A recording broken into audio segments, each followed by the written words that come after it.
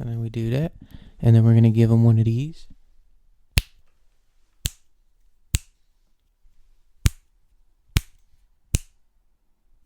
And then hopefully we can match those up on the audio. And that'll be cool. All right. But now that we're here, now that we've officially started the podcast, how are you doing? Whoever you are. I'd like to know, I guess. Maybe leave a comment or something. Maybe this could be like one of those things like edit into the end of the video and then it's like, hey, how are you? Leave a comment. Maybe a like and subscribe. Because the Lord knows we could use those. Mentally and physically. Just some stranger support, I feel like. Makes everybody a little happy. Just getting support from strangers. My go-to is looking at different places to look at you, Sierra. For people watching, Sierra's behind the camera. Maybe you guys will see them. Maybe you won't. Ever. Who knows? Could disappear at any point. What was that? I suppose that's up to you.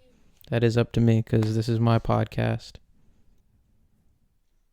And I make the decisions. Okay. So anyway, yeah.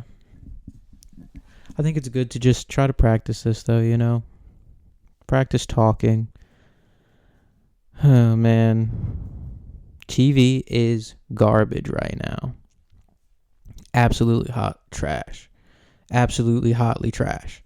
Absolutely hotly trash is... What kind of notes are you taking over there? Timestamps? Nice. When you start talking about each topic. Nice. Appreciate that. Yeah, but every show that I've watched recently that I've thought was a good show and was kind of excited for, even, I don't know, because some of the shows, I've just known that they're going to be bad, and then I come back to them as if they're not going to be bad. Outer Banks, for example. I don't know why I'm watching this show. It's absurd. I feel like I'm only watching it because people say it's good, and I just need to know that they're wrong. I need to know that for myself. And it is bad. Fucking Sarah B, whatever the fuck her name is. What's her name? Sarah Cameron. Fucking more like Sarah B, you know what I mean? Because she's a B. Cheated on John B multiple times, and he's just taken her back. And every time he's had a valid reason to be upset with her, she has just gaslit her way through the situation, and they have not actually talked about what happened whatsoever at all. And it's getting ridiculous at this point. Spoiler alert, they found the dad. He's dead already. So that was fun. That was fun. And now they're going after Blackbeard.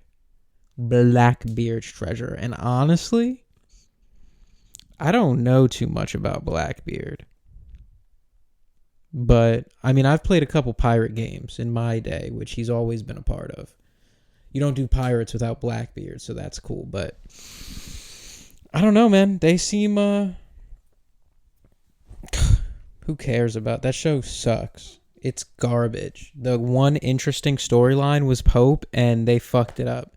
All they had to do was let Pope have a cool fucking giant cross, and they took it. And we're like, you know what? We were doing this whole slavery thing, but Barbados is for other people too, not just black people. So let's go with those people. Fucking, what were they called?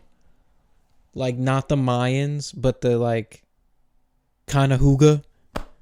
The made-up Mayans. Something like that, yeah, I don't know. Whatever, dude. Fuck them. And their stupid golden city that was just a cave with no treasure, just raw gold nuggets. Why was it just a cave full of raw gold nuggets? And no fucking giant crosses. Like, that giant cross had way more value, right? Because it was like a historical artifact, a religious historical artifact. And they were like, no, it's okay. Us white people can just steal this gold nuggets from these. Can I get a sip of that? OBX makes my mouth dry. Thank you. Not sponsored. Not sponsored. Andrew Tate has cancer.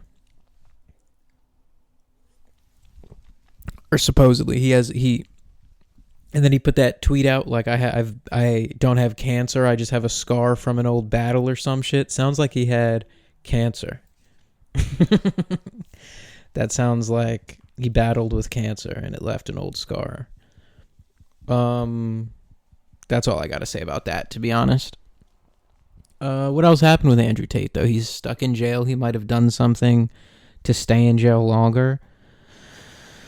Don't care if he stays, don't care if he doesn't. I just feel like if he's innocent of anything, which probably not, and even if he is innocent, I don't know if I care that much.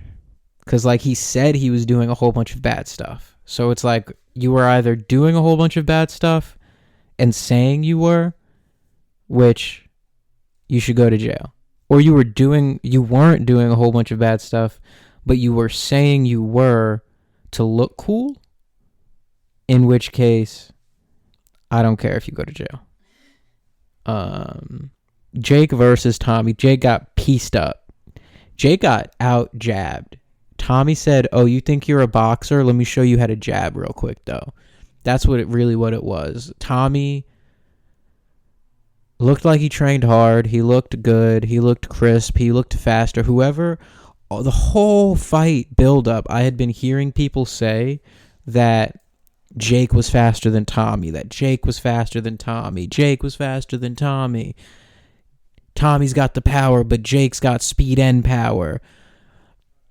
Jake was not faster than Tommy at all. He wasn't faster than Tommy, and he was smaller than Tommy. And Tommy just pow, pow, pow, pow, pow, pow, that fucking jab, eating Jake up, eating him up. But with that being said, Jake didn't get.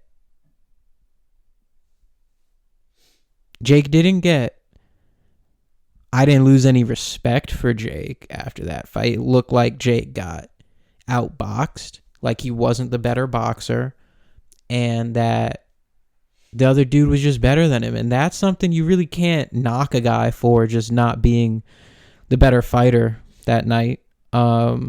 Especially when it is a competitive fight. So it's not like Jake wasn't fighting back. It wasn't like there was never any dangerous moments. Jake got cracked. Jake was taking shots. Jake threw a couple shots, but it looked like Tommy was very prepared for the overhand right, which pretty obvious. You got that coming from Jake. Yeah. I think a lot of people are going to use this opportunity. Oh my gosh. Jake getting chased out by Floyd. You want to pull that up? You showed it to me. I showed it to you? Damn. Well, next time I ask you that on the podcast, just say no so it can be like, oh no. Yeah. All right, so let's see. Definitely a lot of people. And Jake Floyd Mayweather. Thank you very much for that. Couldn't tell. Jake Paul. So Floyd's got maybe 6 dudes with him. 6 goons with him. 6. I'm going to go ahead and assume. I believe this is in Miami. So, pause it real quick. I believe this is in Miami. So, I would assume that they were all coming out of some sort of sports stadium. Mayweather a little litty. What are you doing in Miami this time of night and you're not a little litty and your name is Money Mayweather? You get litty in Miami? I would assume maybe even Jake was a little litty. But I mean, maybe they were planning to pull up on him. Just seems like if I'm Floyd Mayweather, the last thing I want to do as a confident looking man who's not insecure about the Paul brothers is wait outside of a building for one of the Paul brothers to pull up out and outnumber them. That is not what I would do as a secure, confident boxer who's not at all bothered by these brothers. Yeah. And so, yeah, they're following him a pretty decent way. I would be scared, too, if Money Mayweather was following me with armed guard. Who knows if they're armed? That was just me saying things. Oh, they didn't even show the whole thing.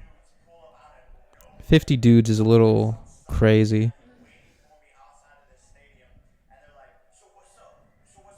Yeah, and the one guy was like, you guys want to rough him up? You want to rough him up? You want to rough him up? And that dude who recorded himself asking a group of people if they wanted to rough a guy up, idiot. Like, and Floyd is telling people to put their cameras down. Like, he's like, hey, I told you to put your camera down. While he has a guy threatening Jake and saying that, like, that's just not a smart thing to do if you're going to be the guy. Because it's 2023, bro. You can't, like, record yourself. You want to rough him up? You want to rough him? Because then if he got roughed up at all, you put out a video. You want to rough him up? It's definitely 2023. That's what I said. Is it? What did I I say? thought you said 2022. I could have sworn I said 2023. It's fine. We'll run it back and I'll get to be right. Can't wait for that. Miley dropped a new album.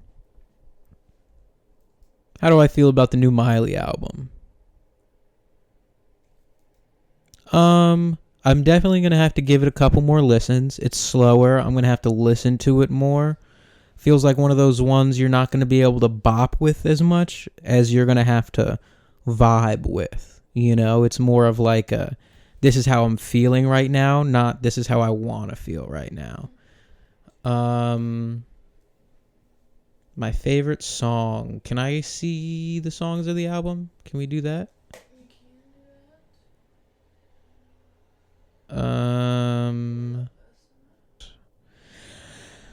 do that. Honestly, my favorite song might be Flowers. That song was such a bop. I like Violet Chemistry was one that I found myself replaying earlier today. Handstand, I think I'd like to listen to again. And those are the only two I can actually remember off the album. So there, that shows you how far that went with me.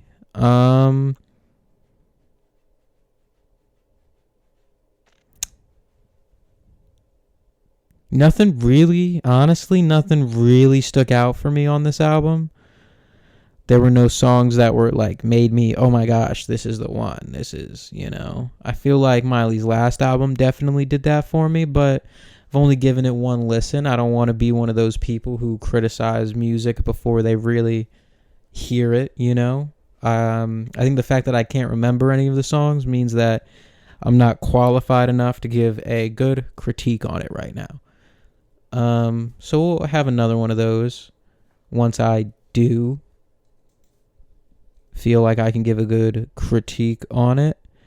And last thing on my list of stuff to talk about is personal stuff. So what do we got going on personal? Personal work is a bitch for me right now. I am not having a good time at my job at all, which I'm sure is very relatable, you know.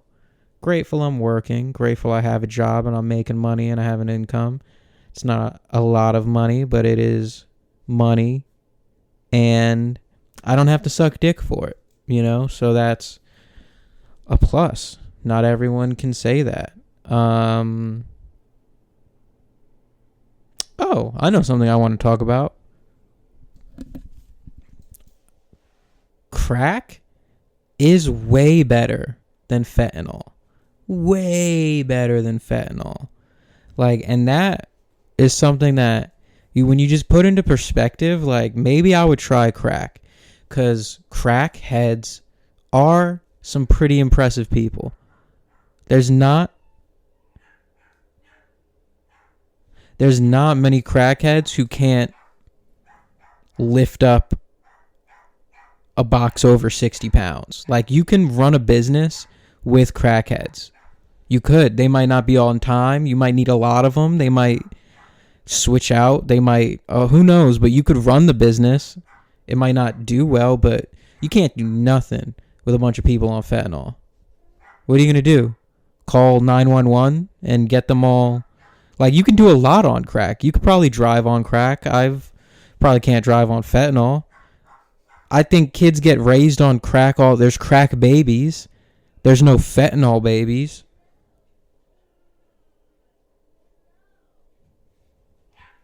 Anyway, I guess that's our time. Thanks for coming.